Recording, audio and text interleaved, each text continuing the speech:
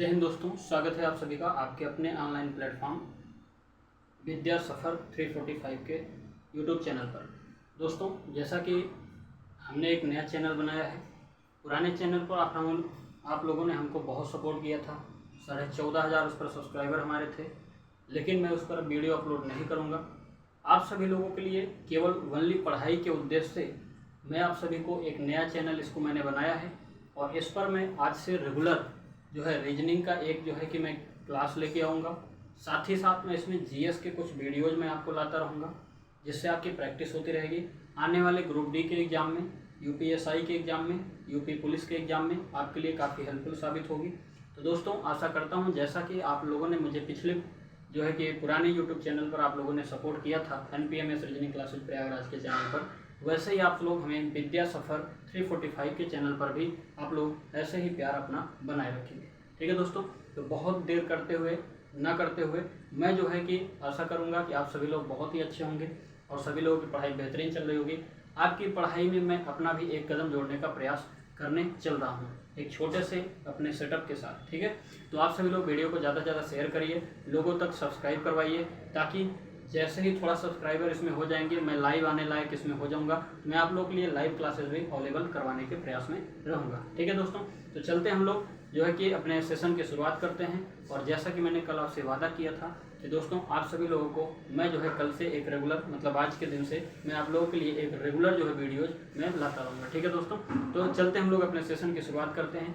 और मैं आज जो है शुरू करने वाला हूँ आपसे वादे के मुताबिक कैलेंडर का चैप्टर, जो कि सबको सबसे कठिन लगता है। और वादा करता हूँ आपसे कि आप लोग पूरा कैलेंडर हमसे पढ़िएगा, कहीं भी कोई भी ट्रिक या फार्मूले की जरूरत नहीं पड़ेगी, और आपको कंप्लीट मैं आपको यहाँ पर पढ़ाने वाला हूँ। ठीक है दोस्तों, चलता हूँ अपने सेशन की शुरुआत करता हूँ। ठीक है दोस्तों, आइए। जैसा कि दोस्तों आप सभी को पता है, जैसा कि आप सभी लोगों को पता है, 1 सेकंड दोस्तों,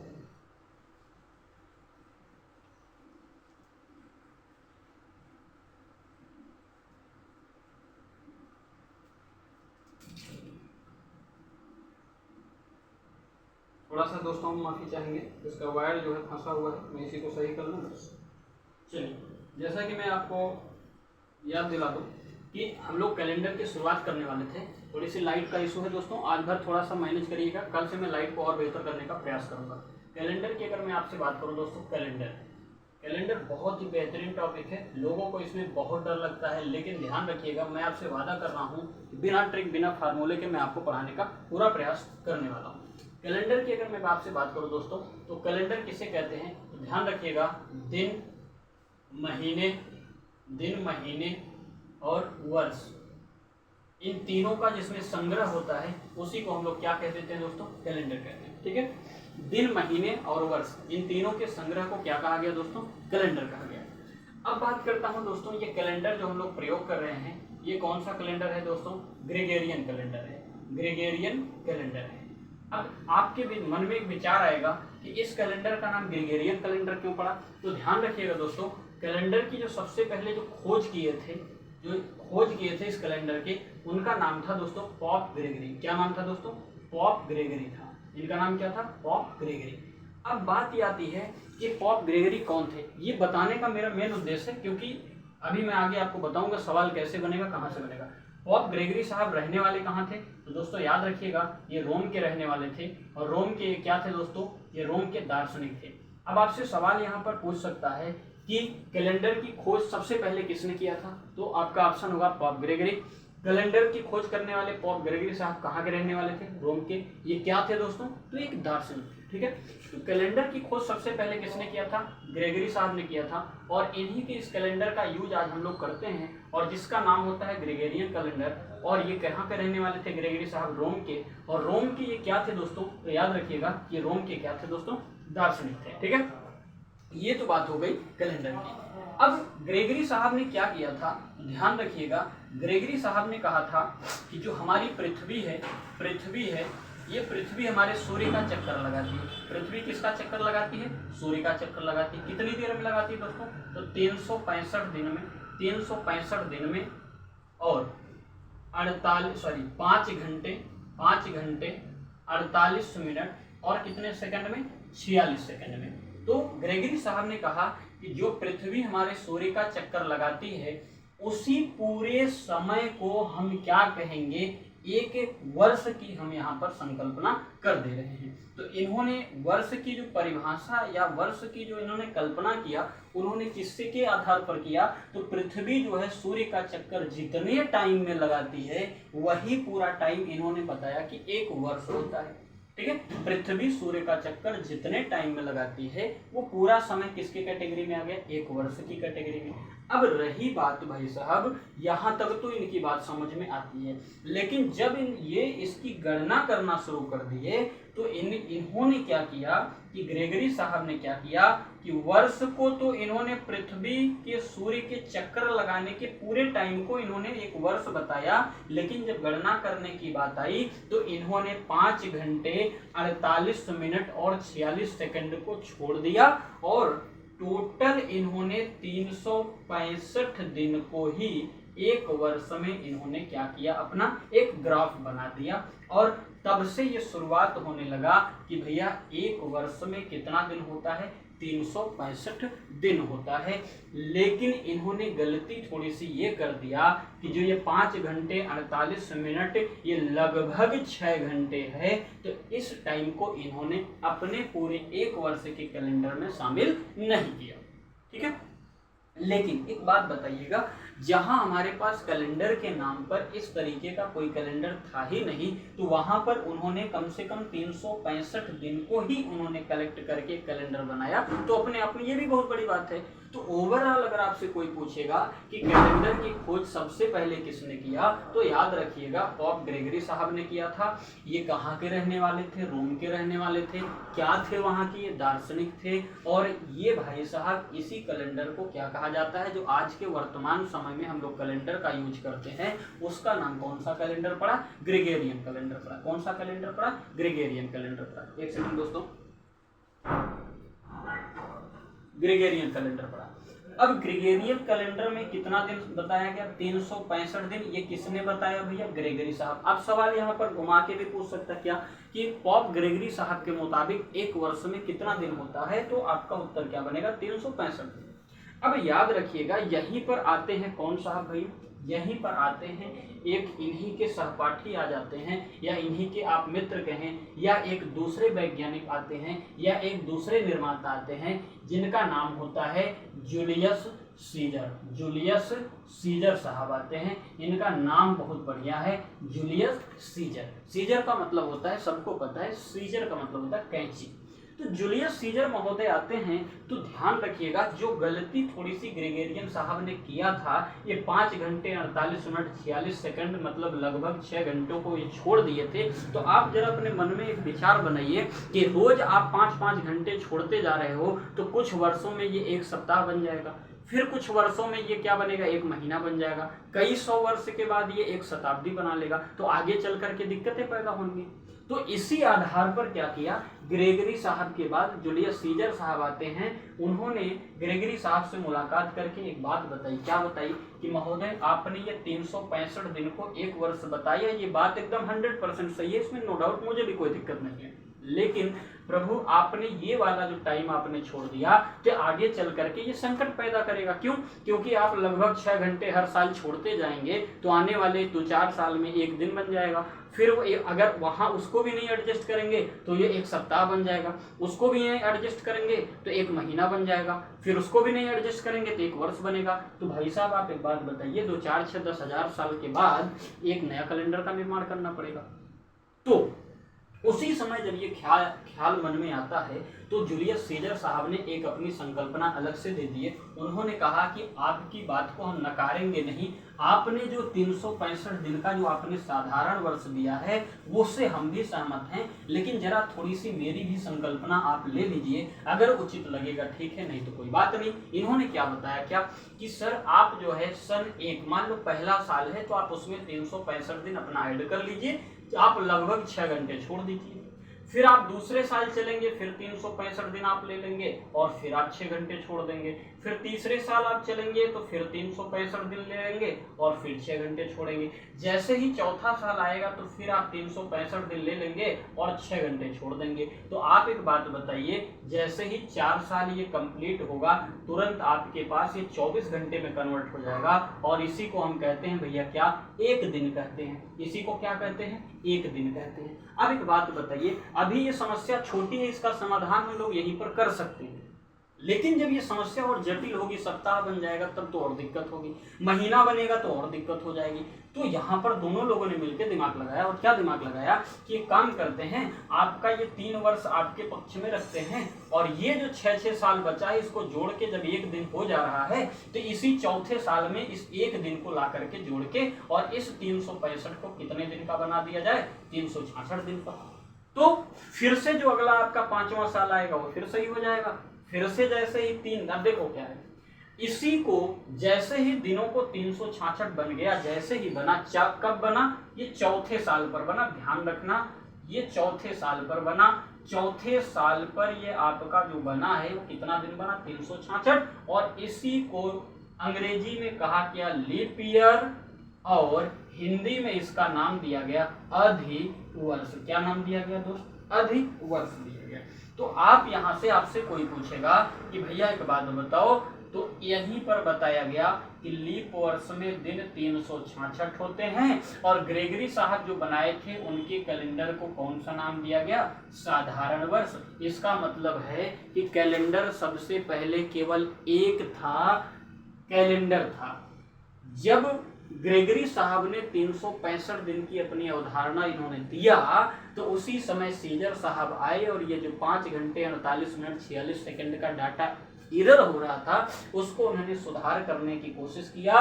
उसके बाद उन्होंने चौथे साल पर उसे लाके ऐड किया और ये 366 दिन का दिन बना और जिसका नाम कहा गया लीप ईयर, या इसी को क्या कहा गया, अधिवर्ष कहा गया।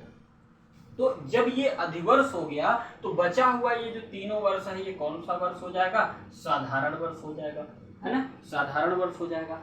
अब यहीं पर याद रखिएगा कि जब दिनों की संख्या पूरे वर्ष में 365 होगी तो उसे हम लोग साधारण वर्ष कहेंगे और जब दिनों की संख्या 366 होगी तो उसे हम लोग कौन सा वर्ष कहेंगे, लीप वर्ष कहेंगे। दोस्तों 2014 यूपीएसआई में एक सवाल बना था कि लीप वर्ष का जनक कौन है, तो ध्यान रखिएगा लीप वर्ष की जो अवधारणा है वो किसने प्रस्तुत किया, तो सीजर महोदय। तो लीप वर्ष का जनक भी किसे माना जाएगा, सीजर साहब को माना जाएगा। तो लीप वर्ष का जनक कौन है, जूलियस सीजर है। याद रखिएगा 2014 यूपीएसआई में पूछा गया सवाल है, ठीक है।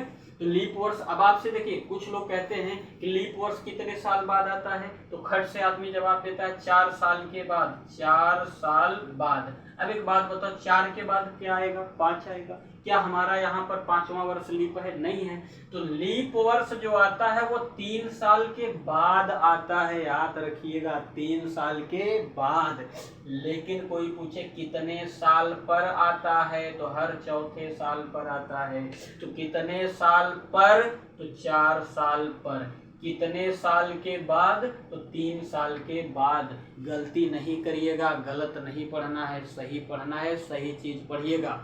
यहाँ पर ये मत देखना कि व्हाइट बोर्ड है, डिजिटल बोर्ड होना कोई ज़रूरी नहीं है। चीज़ें सही हो, ऑथेंटिक हो, एग्जाम में हेल्पफुल हो, ये ज़रूरी होता है, ठीक है। कोई ज़रूरी नहीं कि डिजिटल बोर्ड हो तभी हम आप पढ़ेंगे, ठीक है मित्रों। ठीक, चलते हैं आगे बढ़ते हैं हम लोग, है ना। अब देखो क्या है, ये हमने जो बताया 365 ये क्या है, दिन है। तो आपने कैलेंडर की पहचान देखा कि कैलेंडर 2 पार्ट में बटा, एक का नाम है साधारण वर्ष और एक का नाम है अधिवर्ष या लीप वर्ष। साधारण वर्ष किसे कहा गया, जिसमें 365 दिन आए वो साधारण वर्ष हुआ और जिसमें 366 दिन आया वो लीप वर्ष हो गया। तो याद रखिएगा जो हमने यहाँ पर कैलेंडर की पहचान देखा वो दिन के आधार पर, क्योंकि हमने अभी आपको दिन के आधार पर बताया। दूसरी बात हमने बताया कि लीप वर्ष कितने साल पर आता है या कितने साल के अंतराल पर आता है, तो आपने कहा सर 3 साल के बाद, लेकिन 4 साल के अंतराल पर आता है। तो आपने गणित में एक बात पढ़ा होगा, मल्टीपल पढ़ा होगा, मल्टीपल पढ़ा होगा। मल्टीपल का मतलब होता है गुणज, और इसी मल्टीपल को जो हम लोग पढ़ते हैं किस में पढ़ते हैं, पहाड़ा, जिसको हम लोग कहते हैं टेबल। इंग्लिश मीडियम वाले क्या बोलते हैं इसको, टेबल, है ना। तो आप एक बात बताओ, जैसे मैं लिखूं 4, 8, 12, 16, 20 ऐसे लिख दूं, तो आप कहोगे सर ये 4 के अंतराल पर है कि 4 साल के बाद आ रहा है। 4 साल के बाद नहीं है, 4 साल पर आ रहा है। तो 4 के डिफरेंस पर आ रहा है। तो आप बताओ 4 के अंतर पर आने वाली सभी जितनी संख्याएं हैं ये 4 के मल्टीपल हैं कि नहीं हैं, तो आप कहेंगे बिल्कुल हैं। 4 के पहाड़े में आएंगे कि नहीं आएंगे, सर बिल्कुल आएंगे। तो 4 का मल्टीपल है, 4 के पहाड़े में आएगा तो पक्का है वो 4 से क्या होगा भैया, विभाजित होगा। 4 से क्या होगा, विभाजित होगा। अगर मैं लिखूं सन 1, सन 2, सन 3, तो भैया जो सन 4 है आपका लीप हो जाएगा। सन 5, सन 6, सन 7 इसको छोड़ोगे, सन 8 आपका लीप हो जाएगा। फिर सन 9, 10, 11 छोड़ोगे, 12 आपका क्या हो जाएगा, लीप हो जाएगा। तो ये 3 सन ऐसे हैं जो साधारण है, बाकी चौथा वाला क्या हो जा रहा है, लीप। और चौथा वाला कितने साल के अंतराल पर आ रहा है, 4। तो 4 साल के अंतराल पर आने वाला वर्ष आपका 4 का मल्टीपल होगा और 4 के पहाड़े में आएगा तो 4 से क्या होगा, विभाजित होगा। ये मैं यहाँ पर दिन नहीं बल्कि क्या लिख रहा हूँ, सन। तो मैंने आपको दूसरी पहचान बताया, क्या, दिन के आधार पर आपने कहा सर 365 दिन है तो साधारण वर्ष, 366 दिन है तो लीप वर्ष होगा। लेकिन जब इसी वर्ष की पहचान हम सन के आधार पर करेंगे तो कैसे पहचानेंगे कि लीप है कि साधारण, तो याद रखिएगा ऐसा सन जो 4 के अंतराल पर आ रहा है वो 4 से अगर विभाजित हो रहा है तो वो हमारा लीप वर्ष होगा, और जो सन हमारा 4 से विभाजित नहीं हो रहा है वो क्या आ रहा है भैया, वो साधारण वर्ष हो रहा है। जैसे 1, 2, 3 ये हमारा 4 से नहीं कटेगा तो ये वाला सन हमारा लीप नहीं बल्कि क्या होगा, साधारण। 5, 6, 7 वाला जो सन होगा ये नहीं कटेगा, साधारण होगा। 4, 8, 12, 16 ये जो हमारा सन है, सन 16, सन 20, सन 52 ये सब हमारे 4 से कटेंगे, वो हमारे कैसे सन हो जाएंगे, जो हमारा क्या हो जाएगा, लीप हो जाएगा। ठीक है। तो अगर आपसे कोई दिन के आधार पर पूछे साधारण और लीप क्या है तो आप बताना कि ऐसा वर्ष जो 365 दिन होगा वो साधारण होगा, जो आपका 366 दिन का होगा वो कैसा हो जाएगा, लीप हो जाएगा। लेकिन अगर कोई सन के आधार पर पूछेगा तो अगर आपका जो है कि वो 4 से विभाज्य है तो आपका लीप वर्ष होगा, और अगर 4 से विभाज्य नहीं है तो वो कैसा हो जाएगा, साधारण वर्ष हो जाएगा। ठीक है। तो आगे अगर हम थोड़ा सा बढ़ने का प्रयास करें, उम्मीद करूंगा कि आपको यहाँ तक की बातों में कोई दिक्कत नहीं। बेसिक बातें याद रखिएगा दोस्तों, उसके बाद कैलेंडर में कोई ट्रिक, कोई फार्मूला, कोई शॉर्टकट, कोई भी आपका कोड वगैरह किसी चीज़ की जरूरत नहीं पड़ेगी, बस बेसिक बातों को ध्यान रखना है। ठीक है। अब मैं थोड़ा सा आगे बढ़ता हूँ। जब आपको पता है कि ढेर सारा वर्ष मिल जाएगा, हम लोगों ने वर्ष की बात कर लिया, वर्ष मतलब लीप हो या साधारण हम जान गए। 365 है तो साधारण, 366 है तो लीप, 4 से कटा तो लीप, और अगर 4 से नहीं कटा तो साधारण। अब कई वर्ष मिलेगा तो आपको किसका निर्माण कराएगा, वो शताब्दी का। किसका निर्माण कराएगा दोस्त, शताब्दी का। शताब्दी नाम से क्लियर है, शताब्दी कितने साल पर आएगी भैया, 100 साल पर आएगी। अगर 100 साल पर आएगी तो पहली शताब्दी 100 होगी, दूसरी 200 हो जाएगी, तीसरी 300 हो जाएगी, चौथी 400 हो जाएगी, पांचवी 500 हो जाएगी। जरा आप यहाँ गौर करो, क्या ये कितने साल के अंतराल पर आ रहा है भैया, तो आप कहोगे सर ये 100 साल के अंतराल पर आ रहा है। कितने साल पर, 100 साल के अंतराल पर आ रहा है गाइज। तो आप यहाँ पर जब कोई भी गिनती 100 के अंतराल पर आ रही है तो याद रखिए वो 100 से क्या होगी, विभाजित होगी। तो 100 की विभाजित होगी, 100 के पहाड़े में भी आएगा, 100 के पहाड़े में आएगा, 100 का मल्टीपल होगा। तो इसका मतलब है कि ऐसा सन जो 100 के पहाड़े में आए, 100 का मल्टीपल होगा तो 100% वो 100 से क्या होगा, विभाज्य होगा। और जो सन हमारा 100 से विभाज्य होगा वो हमारा कैसा वर्ष होगा भैया, वो हमारा कैसा वर्ष होगा, शताब्दी वर्ष हो जाएगा। ठीक है, कंफ्यूज नहीं होना है। इसके बाद हमारे पास आता है, जैसे हमारा वर्ष 2 पार्ट में बटा था ऐसे ही हमारी शताब्दी भी 2 पार्ट में बटेगी। एक का नाम होगा लीप शताब्दी, लीप शताब्दी वर्ष, और एक हमारी कौन सी हो जाएगी, साधारण शताब्दी, साधारण शताब्दी वर्ष। अब एक बात बताना, लीप जैसे ही आपके मन में लीप शब्द आए तुरंत आप समझना 4, लीप मतलब 4 साल के अंतराल पे लीप आता है ना, लीप मतलब 4। तो यहाँ पर अगर मैं आपसे कहूँ कि भाई हम लोग वर्ष पहचान गए, हम लोग शताब्दी पहचानना जान गए, अब मामला आता है लीप शताब्दी क्या होती है भैया। तो लीप मतलब 4 होता है, शताब्दी का मतलब 100 होता है। इसका मतलब है कि जब हमें इन दोनों को मिला के पता करना होगा कि कौन सी शताब्दी लीप शताब्दी है और कौन सी शताब्दी साधारण शताब्दी है, तो ध्यान रखना 400 से विभाजित करेंगे। देखो अगर हम लोग केवल वर्ष की बात करते थे तो एक वर्ष था तो वो 4 के अंतराल पर आता था तो 4 से विभाजित करते थे। जब शताब्दी है तो पहली बात 4 के मल्टीपल में होगा, दूसरी बात वो 100 के भी मल्टीपल में होना चाहिए, तभी तो 400 से कटेगा। तो याद रखना जो 400 से विभाजित हो जाएगा वो हमारा कैसा शताब्दी वर्ष होगा, लीप शताब्दी वर्ष होगा। और ऐसा वर्ष जो हमारा 400 से विभाजित नहीं होगा वो कैसा शताब्दी वर्ष होगा, साधारण शताब्दी वर्ष होगा। कैसा शताब्दी वर्ष होगा, साधारण होगा। ठीक है,